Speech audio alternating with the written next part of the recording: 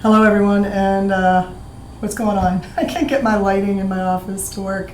Like literally the lights won't come on. So what you're gonna see is sort of an in and out version of light on me, and I apologize. One thing that is always important in video communication is that you get the lighting right, because as you can see, depending on which angle you're looking at me, you can tell that I have like a 16-year-old zit on my face and whatever else is going on with me today, the gray in my hair, whatnot. So apologies for that part of the quality of the video. But the good news is that this video should be relatively short while giving you a good amount of information. It's been a little while since I sent you something more recent than just my old lectures. Hopefully you found those lectures helpful. I'm about to hit Blackboard and find out if anybody said anything, but most of you have been very good about contacting me via email or via text, and I appreciate that. It helps a lot, and it lets me know that I can respond to you immediately. So let's get started. You're probably wondering, hey, what's this thing? It says that there's a test on July 5th, and July 5th is 3 days away. Well, first of all, if you've read the syllabus and you watched my introduction, you already know that I leave the exam up, excuse me, online for an entire week, so it will be up from July 5th through July 12th. You do not have multiple attempts at it, but what you do have is an unlimited time to do it. So once you open it up, you can, take as much time as you need to finish it. I do not put a time limit on that, and in addition, basically all you have to do is plan to have maybe an hour. I'm not even sure that you'll need an hour. As you can see, the lights just went out again, and now they're back. You maybe need an hour for this. I'm not even sure it will take you that long necessarily. What is the test look like? Well, it's essentially multiple choice and short answer. More short answer than multiple choice most of the time. It's not a lot of questions, and the reason for that is because, again, I don't believe tests tell me a whole lot except whether or not you're showing up. That is to say, you're reading, you're watching the videos. So they don't really give me a whole lot. What we're really going to focus on here in this class is going to be your writing, which of course is due whenever you wish to turn it in, and as you turn them in, I will grade them. Again, that is something that won't start until this week, probably tomorrow. So if you have turned your paper and you're like, why isn't it graded yet? That's why. I haven't looked at them yet. I tend to get grading done as quickly as I possibly can as they come in. Max out at 2 weeks during a regular semester. During the summer, I try to get it done within 3 to 5 school days. So hopefully that'll be the case, and it depends on how complicated it is to read your papers. Not that hard. As you can see, I have a very clear rubric, so for me it's easy just to sit down and grade your paper, and as long as it follows those desired qualities, then you're in good shape. All right, next thing about the test is that the test is only going to cover from the beginning of the class until the medieval period. We don't even get into the Renaissance or the Enlightenment. So you will only have to be concerned with the classical Greeks, the classical Romans, and the medieval period, which means essentially Plato, Isocrates, the sophists, generally Aristotle a little bit more specifically, and then Cicero and Quintilian much more specifically, and then St. Augustine for the most part. I mean, that's pretty much it. And you might wonder why that's the case, because that seems like a really poorly divided, pedagogically speaking, exam. But the reason is because essentially the first few time periods, first of all, take up well over a millennium and a half, excuse me. So, that's a lot of time. Second of all, that, we're at 2,400 years that we're looking at essentially. Getting through to the Renaissance covers up to 1,800 of those or so, or actually 2,100 of those. So, depending on how you slice it, as they say. But, so that will, of course, I'm snoozing an update, pardon me.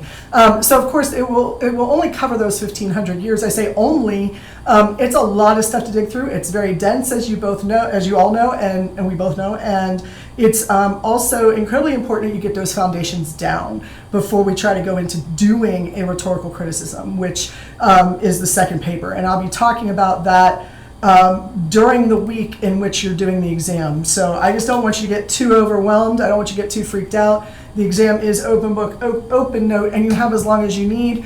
And again, it is short answer, multiple choice, not overly difficult. I don't like to grade essays when I'm already grading your papers. That's stupid to make you keep writing. So be prepared for that. Hopefully that helps you out a little bit as far as study guide sort of work. I don't think I need to go much deeper than that. Remember that what is highlighted in the book and the introductions to each of the pieces that you read, what is highlighted by me in any lecture, whether it's old or new, those are the things that are going to be the most focused on. So hopefully that helps you out just a little bit. All right, so you might be thinking, well, you haven't given us a lecture on Cicero and Quintilian. If you have not watched those old videos of me, I think I have a peach sweater on, I think I have gray hair, I'm not really sure, I don't remember what all is going on in that video, it's from last summer. But that one should give you enough information. I'll give you a little bit more information today and lead us into the medieval period. And then after I am done loading this video, I will load my old lectures on the medieval period. Again, I beg of you, keep in mind that right now, the dates I'm talking about, July 5th, the end of the semester, those are your dates. July 5th through 12th for your test. Papers due when you're ready to give them to me, but don't put them off. I highly recommend that. But the dates that you hear in these old videos, that's why I want to make sure you understand that they're old videos, aren't necessarily useful to you. And in fact, they're not useful to you at all. Ignore those. Watch for the content, because the content, of course, does not change. So that's helpful to all of us. One day I'm going to figure out how to make videos for you guys that have nothing to do with referencing the dates that are current, but the problem is that it's just, I like talking to you, so it's a lot easier for me this way. So I'll work on that for maybe another online class some other day when I have to do it. All right, so let's talk about how we get from the Roman Republic to the medieval period. And I have an entire lecture on Aristotle. I think I've put it up for you. I'm going to double check that, make sure that I did. Because he, of course, is our main guy, and he's in the classical Greek period. He's the guy we should be spending the most time on.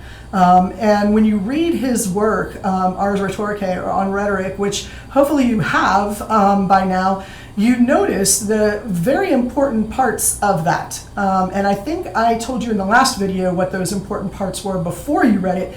Now that you've read it, hopefully you've picked them up. We're talking about the three genres for rhetoric, epideictic, ceremonial, and deliberative. We're talking about the way that we prove our argument, deductively or inductively. Deductively, of course, the syllogism, which is dumb, because if you know the major premise and you know the minor premise, you know the conclusion. So it doesn't really help us progress arguments. That question of how do we get at truth without just proving something true is very important to Aristotle. And of course, that's the role of rhetoric. To him, deduction and syllogism were science. Those were science. They weren't debatable. They weren't probable. They weren't likely.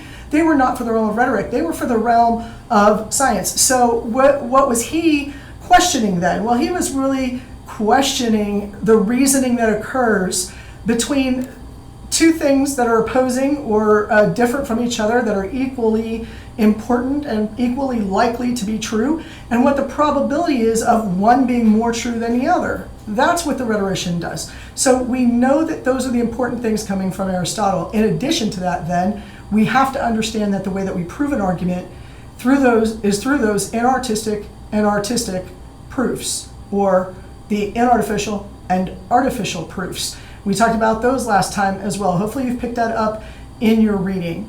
And then, of course, we have some other things that might be important from Aristotle, and that's where I'm going to give you an assignment. I'm going to put up a discussion board. I want you to answer, 2-3 sentences, and tell me what's another thing that I did not talk about that might be important from Aristotle that you think we should know. And it may end up on the test, by the way. So let's all participate in that discussion board. I'll give us a week as usual. So I'll take that down. I'll take it until 11:59 p.m. on the 9th. Today is the 2nd. And hopefully we'll be able to get some more ideas of what you have pulled out as important. Of course, Aristotle's definition of rhetoric, always important. Some version of the ability or the art of knowing, the skill of knowing in any particular instance, all the means of persuasion. Keep that in mind. That's important. That'll always be important for us.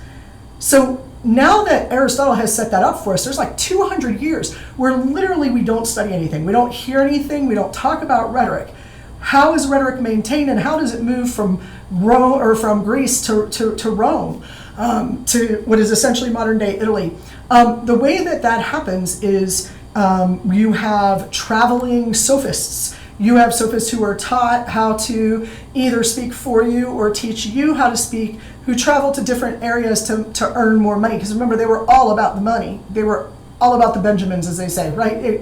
Give me the money, I'll teach you what you need to know, or I'll speak for you, and then I'm going to move on, and I'm going to go somewhere else and do that the same way.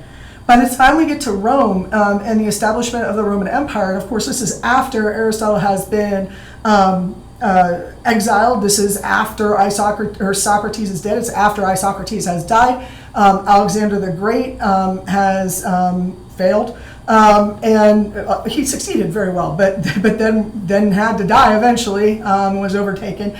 So we move on to Rome, because Greece really becomes something different than it was. And where we see democracy flourish is where the sophists go, which is Rome. So as they travel there, they are helping to settle land wars, as we've talked about, disputes. They are helping to settle disputes in courts.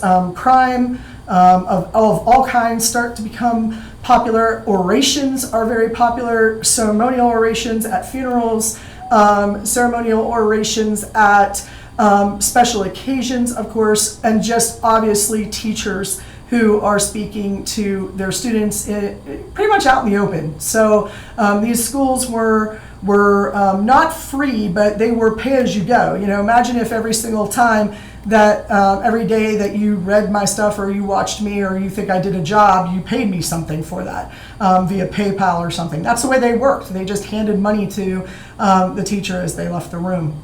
It doesn't sound so bad, actually, to be honest with you. I kind of like that idea. But now we're in Rome. People are paying to go to schools. Of course, it's the rich people. It's men. It's landowners.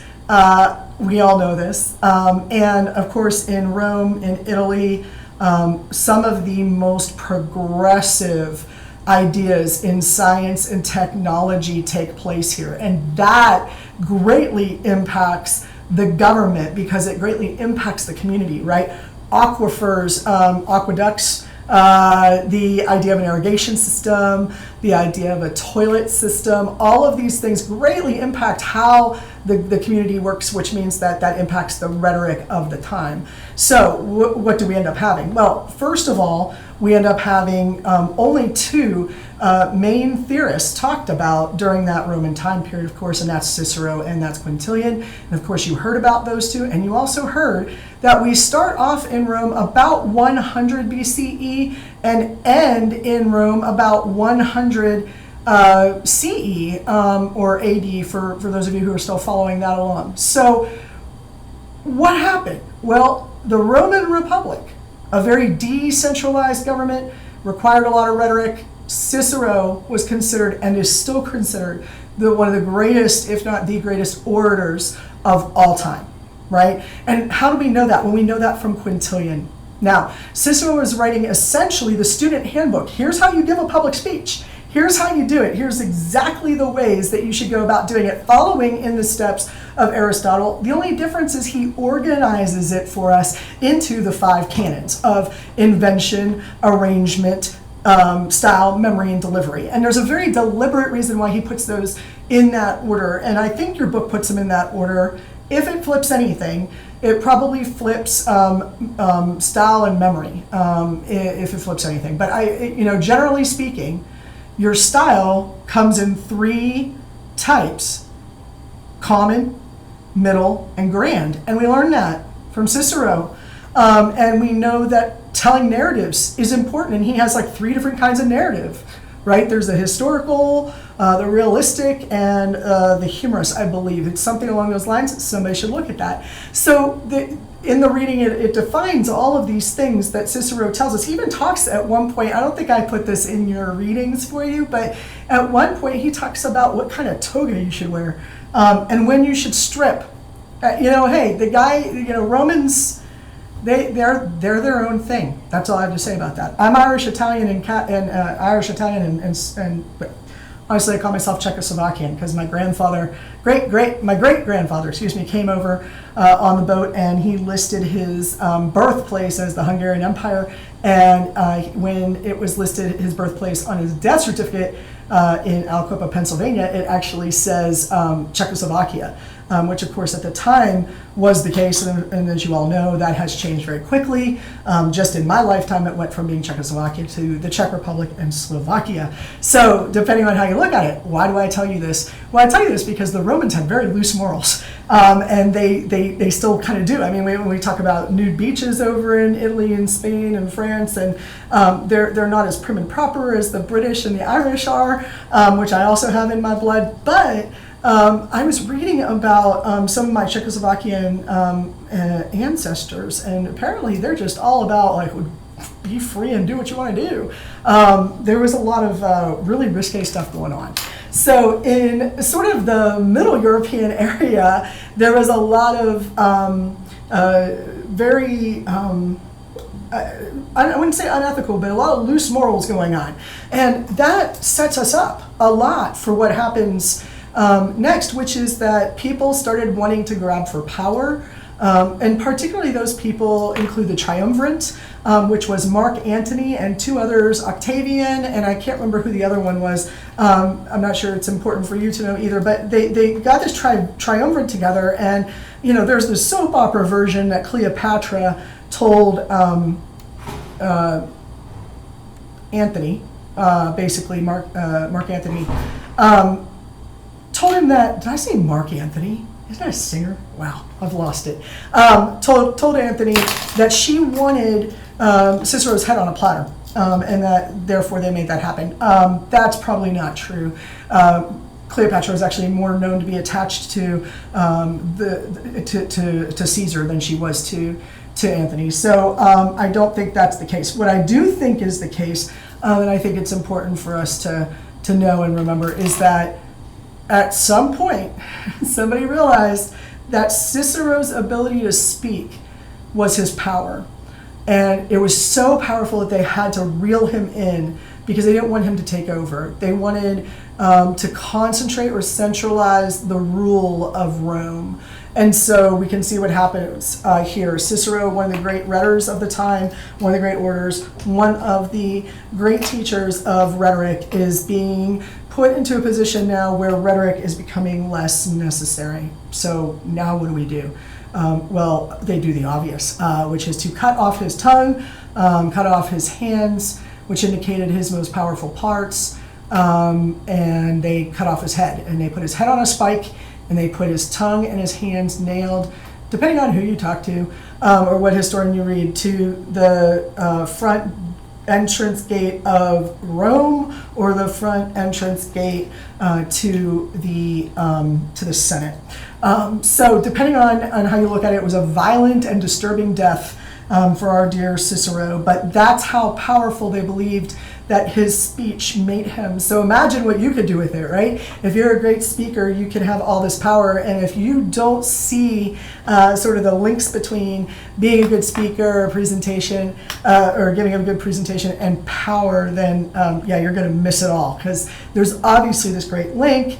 Caesar and others understand that. They put him to death. The triumvirate becomes an emperor. That one ruler starts overruling the Senate. You've got crazy Caligula, you've got Nero burning down Rome, and then you end up with the fall of the any kind of democracy in Rome, and ultimately also the empire. But as the emperor takes over, we build what we know as the Roman Empire. The Roman Empire is then ruled by one person, which we know means that the need for rhetoric decreases. So what the heck did Quintilian do then? I mean, seriously. Well, Quintilian knew that he didn't want to die, and he knew that he wanted to share Cicero's work. So how did he do that? Well, if Cicero wrote the handbook for students, if he wrote your textbook, then Quintilian wrote the teacher's handbook to that textbook. And essentially what he did was he said, look, I'm going to help you all maintain power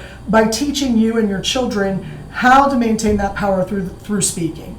And so he taught only those who needed to stay in power, only those who wanted to be in power, And that's how he managed to stay alive. But we get some great things from Quintilian, including the expansion of the definition of rhetoric to include ethics.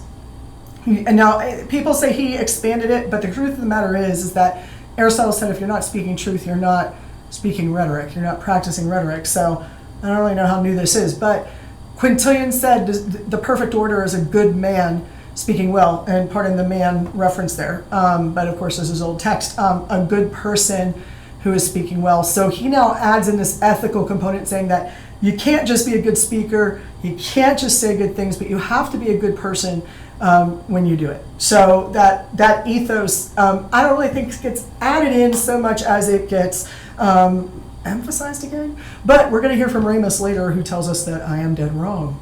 We'll talk about that then. For now, once we get past Quintilian, what happens? I mean, the Holy Roman Empire takes over. If the Holy Roman Empire is in charge, what does that mean? That means whoever rules Rome rules everything else. Who is that? That's the Pope. The Pope tells us what God says, what the Bible tells us that God says, in whatever format. Of course, most of us know that the Bible, as we read it, is really not finished until about, 400 AD/CE. So we are working with the assumption that the Pope talks to God. Now, if the Pope talks to God and the Pope tells us what is what, then what we are learning is that truth can only come from God. We don't have to do any work anymore. We don't have to do any philosophy. We don't have to think. We don't have to deduce. We don't have to induce. All we have to do is listen to what God says, and we'll know the truth. That is where the Holy Roman Empire started to change everything about how we thought about rhetoric. That rhetoric only messed up whatever it is that God said was the truth. Now, I know, it sounds like a heavy emphasis on the God thing here. Sorry, that's how it was. And if you don't believe me, consider the next 800 years of what I would consider a living hell, known as the Dark Ages or as the medieval period, wherein people, were serfs. We were in the time of serfdom and knights and kings, and I'm trying to think of what that system is called, and that's horrible. It just slipped my head. I'm getting old. My mind is a sieve. But that sort of feudal system. Thank you. Nobody said anything. I'm talking to myself. The feudal system, of course, sets it up so that we are all at the lower end being controlled by those in power. Those in power are saying that the truth is whatever they say it is, because remember, the Pope chose the king chose the knights married the ladies, and then it went down from there. And so obviously power was concentrated with those who had the information or the knowledge. That information and knowledge came from God. There was really no reason for people to do anything but serve their knight, their landlord, their lord, their lady, their kings, their queens, and the Pope, and etc. So there was no need for school. There was no need for education. There was no need for progress. We didn't have to search for anything new. We didn't have to try to learn about our world because God gave us all that information. That's the medieval period, like for literally 800 years in Western culture. I want to be clear about that. That's what's going on. Now, during that time, Islamic Muslim monks were, I believe, preserving the works of Plato and Aristotle and others, works that were being destroyed by the Holy Roman Catholic Church because they didn't want people to think like pagans. They didn't want people to read that evil. They did not want people to think that they could be greater than God by learning more than God knew. They didn't want their power stripped away by people learning, hey, I think God actually wants us all to be free or something crazy like that. And so what they did was they controlled that knowledge, which meant they controlled the power, which meant they control the people. And in doing so, there's no need for rhetoric. And the Eastern cultures are like, wait a minute, we got to preserve these ancient texts, and the Catholic Church is coming in trying to burn them down. read about Charlemagne sometime. Good stuff. Nice horror film coming there from Charles the Great. So if you read about that, you understand that Western culture was attempting to destroy itself, or I should say destroy its roots. In other words, if you don't understand Plato, Aristotle, and others, then you can be controlled by, at that time, what was the Pope and in the feudal system of the Pope telling everybody what was what. Obviously, nobody really liked this, but there was one person in particular that helped us to save rhetoric during the medieval period. He's not the only savior of rhetoric during the medieval period, but he certainly helped out a lot. That is St. Augustine or Augustine. I don't care how you pronounce it. In Florida, it's St. Augustine. Up here, when I'm talking about the person, I talk about St. Augustine, but both pronunciations are acceptable. St. Augustine, of course, comes in and says, guys, look, listen, I'm a former pagan. Oops. I'm a former pagan sophist. Wow, double yuck, right? But now he's seen the light. His mother Monica prayed every day he would turn to become a Christian. And so he does. And then he says, wait a minute, there's no way to use rhetoric in the church, to promote the church, to promote the truth of the church, to promote God, and to beat the devil, essentially. Which sounds kind of crazy, but if you think about it, let's look at a couple of things in the Bible. Not that all of us have read it, and that's okay. But here's some points that you might know about. For example, let's see. Who gave us knowledge? Eve? She was very smart, but no. Who gave us knowledge? According to the story, according to the Bible, the serpent, who was representing, of course, who was representing Satan. He was Satan. He was no longer Lucifer the angel. He was Satan. He was the fallen. He was the demon. And so if evil gave us knowledge, knowledge must be bad, because knowledge attempts to prove that we're better than God. We know more than God does. And how dare we strive for that? Agree or not, it makes, I guess, some logical sense. In addition to that, you have that they wanted to maintain their own power, and the only way to do that was to maintain the power of the church over the people. And in addition to that, you had people who didn't believe. So you needed to do a lot of things when you preached. You needed to teach people. You needed to talk to those who already believed and keep them motivated. And finally, you needed to convert people. And so guess what? Augustine said, hey guys, if the devil uses knowledge and communication and language and rhetoric for the purpose of evil, then we need to counter it with rhetoric being for the purpose of good. So rhetoric can do three things. It can teach, it can preach, and it can convert. And he actually relates this to Cicero in the 3 levels of style. He says, if you want to teach people, talk to them in their language. If you want to preach to people, talk to them in the middle language that they're used to. Make them feel happy about what they're hearing. This is like a televangelist, really, in a way. Like if you've ever listened to, who's that guy with the squinty eyes and the big smile? Joel Osteen. Like, you watch those guys and you're like, oh, hey. Or even the women. Okay, they've got a really grand style. They're preaching to the choir. Why are they so grand? You don't have to be that grand, according to St. Augustine. But, hey, it's entertaining for some, and that's good, and maybe that will reach people. But the grand style was reserved for trying to convert people, to get them to do something. So if you're preaching to a bunch of people who are already Christians, and you're teaching this grand style, you're preaching in a grand style, what are you trying to persuade them to do? Well, in most cases, it's to give money, right? Like, we already know that. But they're using Augustine to get there. They're using Augustine to convince people to do something, to change their lives, or to pray, or to send in money, or to turn their lives around to God, or whatever their message is, for good or for ill.